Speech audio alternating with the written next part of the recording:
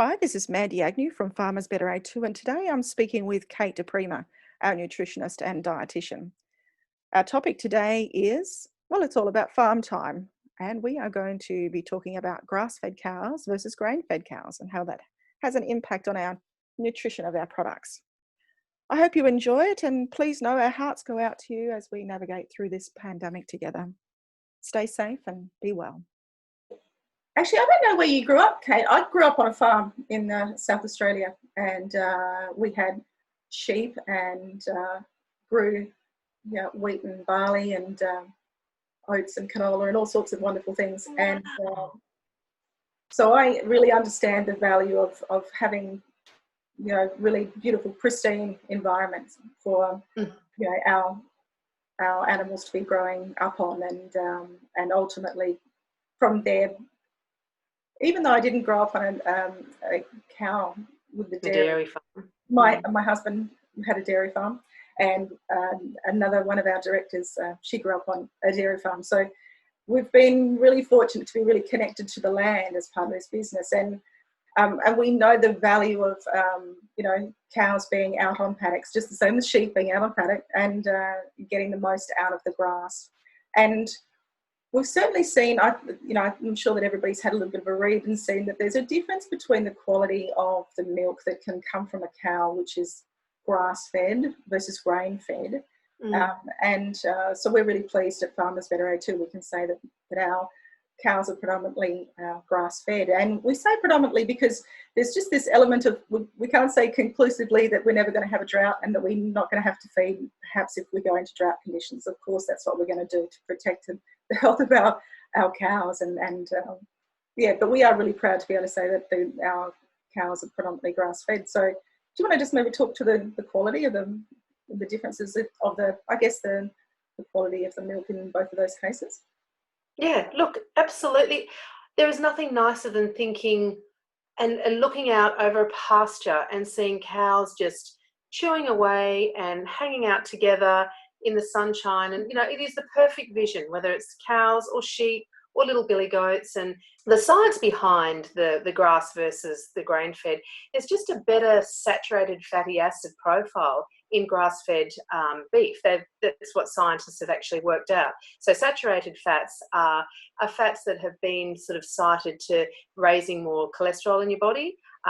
Just because your cholesterol is raised doesn't necessarily mean you're going to have heart disease, but it's when we're looking at your saturated versus your polyunsaturated versus your monounsaturated, you want them sort of to be in the right ratio. And with the grass-fed beef, they do have a better saturated fatty acid profile.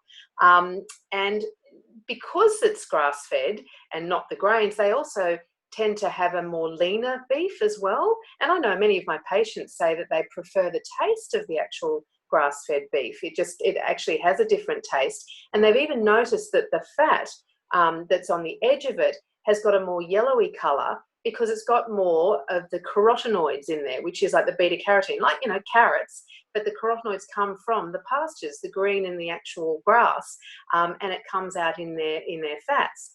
But I think the main thing that I really like about it is the ratio of omega-6 to omega-3 is more desirable, or a better ratio in your grass-fed compared to your grain, because you've got more omega-6 fats in your grains compared to those who are actually having grass.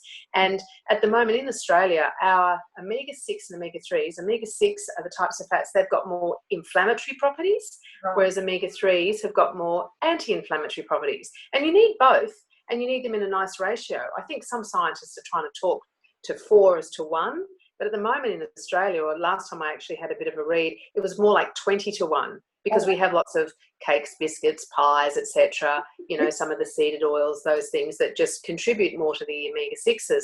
So, choosing, if you can choose a grass-fed, grain-fed, you're going to find your profile will be better. And, I'm assuming that sort of may translate a little bit to the milk as well. Yeah. Thanks. I feel as though I've learned something definitely new there. That's really cool. I didn't actually understand. I didn't realise that the imbalance was quite as big as that in Australia. Yeah. So it's good that we can make all sorts of opportunities to try and bring that ratio. Bring that down. Yeah, I mean, look, doctors are constantly talking. The word inflammation, is body wide.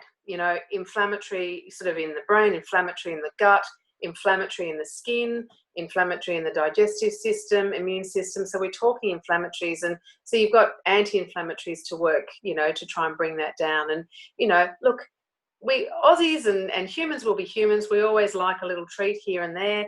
And so we probably do have, more coffees, more teas, more alcohol and things, and they've all got inflammatory properties with them. So, when we find something that's got a nice ratio of inflammatory to anti-inflammatory, it's a positive, Mandy. Absolutely. Beautiful. It's so nice to hear where you grew up. It was like you were reading me a story. Oh. Yes, I think we're very lucky. We've got a really rich background to the people in the business, and even amazingly so down to our sales team. They are often, a number of them are off the farms as well, and a lot of our extended community that we work with, and so we've got a lovely rural connection as well as amazing people that, of course, got to grow up in the city too. So yeah, thanks so much, Kate. That was beautiful. Thanks, Mandy.